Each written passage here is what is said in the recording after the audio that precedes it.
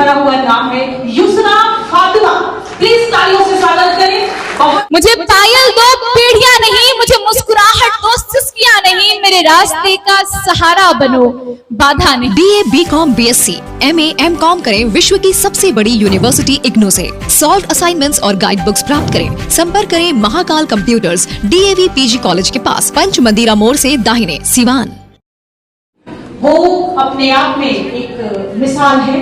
बहुत कम उम्र में उन्होंने इस उपलब्धि को पाया है और वो जबरदस्त, शानदार और उत्साह से भरा हुआ नाम है युसरा फातिमा। प्लीज तालियों से स्वागत करें। बहुत कम उम्र में, किशोरावस्था में सबसे अधिक काव्य पुस्तक लिखने वाली भारत की ये पहली लड़की है और 15 वर्ष की आयु तक सर्वाधिक काव्य पुस्तिका लिखने वाली विश्व की पहली लड़की है। जबरदस्त तालियां होनी चाहिए इनके युसरा के लिए। इंडिया बुक ऑफ रिकॉर्ड्स 2023 में इनका नाम शामिल हुआ है और Bravo international book of world record में भी इनका नाम आया है। Maximum number of poetry books written by a teenager ये कैटेगरी है। इनकी प्रमुख किताबें हैं जज्बा, मेरे हिस्से की कोशिश, शाम और तन्हाई, बेरुखी। मात्र 12 वर्ष की अवस्था में इन्होंने इस काम को शुरू किया।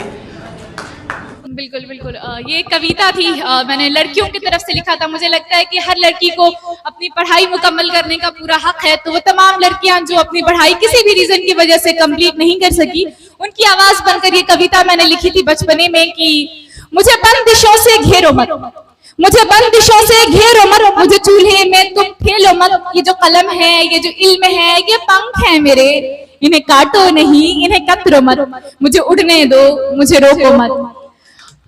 बहुत शुक्रिया। और मुझे बुलंदियों को छूना है, मुझे बुलंदियों को छूना है, मुझे आसमान में उड़ना है, मुझे हर बिसात पलटनी है, मुझे हर सबात को पाना है। अब जाहिलों का दौर नहीं, मुझे पढ़ना है, मुझे पढ़ने दो, मुझे उड़ना है, मुझे उड़ने दो। बहुत बहुत शुक्रिया।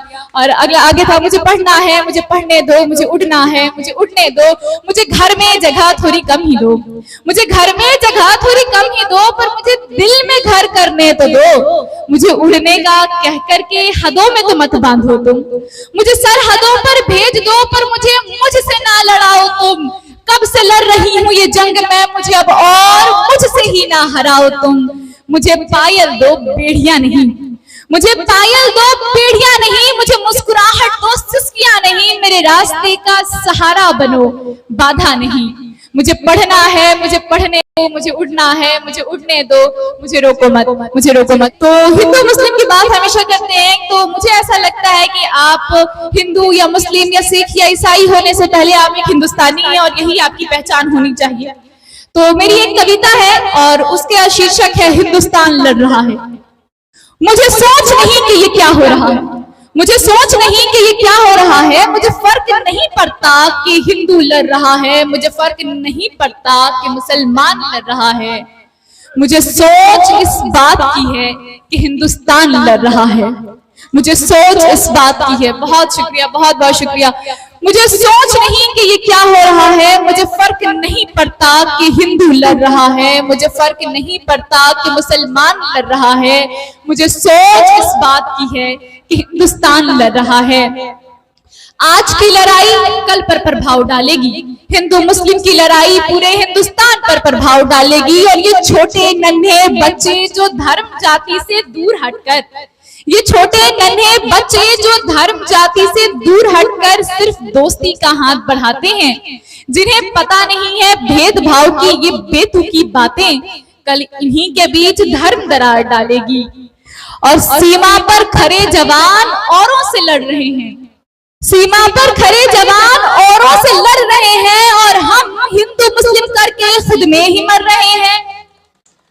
सीमा पर खड़े जवान, बहुत शुक्रिया। सीमा पर खड़े जवान औरों से लड़ रहे हैं और हम हिंदू मुस्लिम करके खुद में ही मर रहे हैं। वो खड़े हैं वहां हमें गैरों से बचाने को, वो खड़े हैं वहां हमें गैरों से बचाने को, और अंदर आपस में अपने ही अपनों में लड़ रहे हैं।